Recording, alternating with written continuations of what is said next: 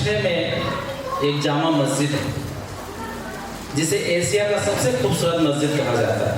साहब उसको आप कई बार देखे हैं, लेकिन मैं आज अपनी नज़र से दिखाना चाहता हूँ। आप देखेंगे चर्च और मस्जिद की दीवार से चर्च की दीवार जुड़ी हुई है। चर्च ने कहा मस्जिद से, सैम साहब, चर्च ने कहा मस्जिद से हम आपस में कितना जुड़े हुए हैं, सटे हुए हैं। तो मस्जिद ने कहा मगर हमारे मानने वाले, चाहने वाले कितना बटे हुए हैं। चर्च ने कहा मस्जिद से हम आपस में कितना जुड़े हुए हैं, सटे हुए हैं। तो मस्जिद ने कहा मगर हमारे चाहने वाले, मानने वाले कितना बटे हुए हैं।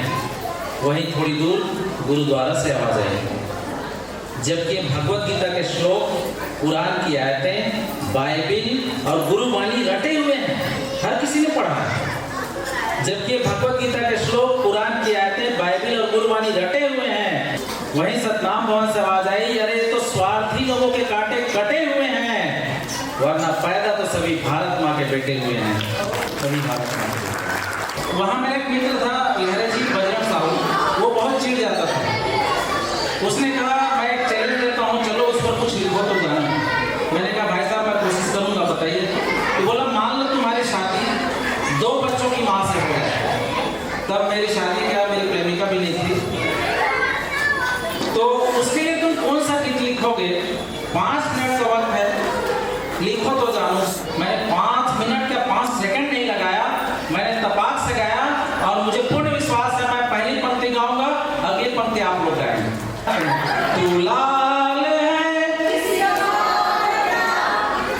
तुझे पालता, तू कमाल है निखारता। एक बार अपने लिए तालियां बजाइए, आप भी सब करेंगे। शहर में जब कभी कॉलेज की नई बिल्डिंग बनती है, वो शहर के बाहर खाली मैदान में बनाई जाती है। आप याद कीजिए जब आपके ज़माने में कॉलेज बनी होगी या आज भी बनती है तो ज़्यादातर खाली मैदान में बनती है। कारण मैं बताता हूँ साहब, एक हाथ से कभी तिरछी नज़र, कि कॉलेज के नए भवन शहर के बाहर इसलिए जाते हैं बनाए। कॉलेज के नए भवन शहर के बाहर इसलिए जाते हैं बनाए ताकि लड़के लड़कियाँ पढ़ने लिखने न सही, कम से कम मिलने के बहाने तो आए। मन भी नहीं जाता तो सोचता है चले चक्कर मार लेते हैं। लेकिन साहब इसमें हंसने की बात नहीं, आज के तारीख में प्यार करना कोई आसान काम नहीं है। जिस तरह किसी जॉब के लिए डिग्री की जरूरत होती है, प्यार करने के लिए भी योग्यता की जरूरत है। और योग्यता ये कि फर्स्ट लव प्रपोजल का रिप्लाई पाकर, अरे सर साहब आपके समय में प्रेम पत्र आते रहे होंगे, मतलब हाँ बोल दिया आपने, आते थे। अब प्रेम पत्र नहीं आते, अब रिप्लाई आता है मोबाइल पे। तो फर्स्ट लव प्रपोजल का रिप्लाई पाकर लड़के का तनमन डोला, पर तो प्रश्न पत्र निकला, जमीन बॉक्स खोला, लिखा था क्या तुम्हारे पास नौकरी है, कोई ड्रेसिंग स्टाइल है? क्या तुम्हारे पास नौकरी है, कोई ड्रेसिंग स्टाइल है, नए मॉडल की बाइक और एप्पल सीरीज का मोबाइल है? क्या तुम्हारे पास नौकरी है, कोई ड्रेसिंग स्टाइल है, नए मॉडल की बाइक और एप्पल सीरीज का मोबाइल है? अगर ये सब कुछ हो तो कल फिर आना, वरना लाल गुलाब लेकर दांत दिखाने नहीं आना। अगर ये सब कुछ हो तो कल फिर आना, वरना लाल गुलाब लेकर दांत दिखाने नहीं आना। लड़के का बदल गया बर्ताव और गुस्से में आकर बोला, मेरे प्यार के अंगूर को तूने नीम के भाव तोड़ा। साहब आप सभी जानते हैं जब नीम पकता है तो अंगूर जैसे ही दिखता है। तो उसने कहा मेरे प्यार के अंगूर को तूने नीम के भाव तोला। और लड़के ने आगे जो कहा, मैं लाख रुपए की बात कहता हूँ, यहाँ से 1000 तालियां बच सकती है। लड़के ने कहा अगर ये सब कुछ मेरे पास होता तो मैं तुम्हें क्यों आजमाता, मैं तो सीधे सीधे सारा अली को नंबर लगाता।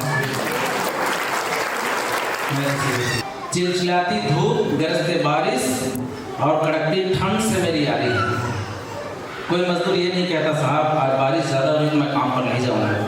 कोई मजदूर ये नहीं कहता कि आज धूप ज़्यादा है तो मैं काम पर नहीं जाऊँगा। कोई मजदूर ये नहीं कहता कि आज ठंड ज़्यादा है तो मैं काम पर नहीं जाऊँगा। चिलचिलाती धूप, गरजते बारिश और ठिठुरती ठंड से मेरी यारी है।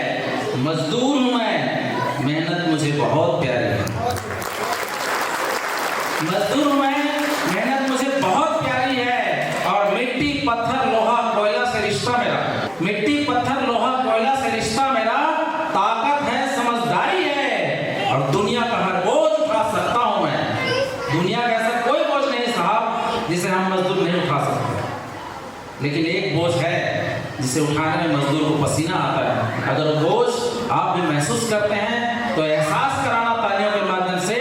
मजदूर कहता है कि दुनिया का हर बोझ उठा सकता हूं मैं, मगर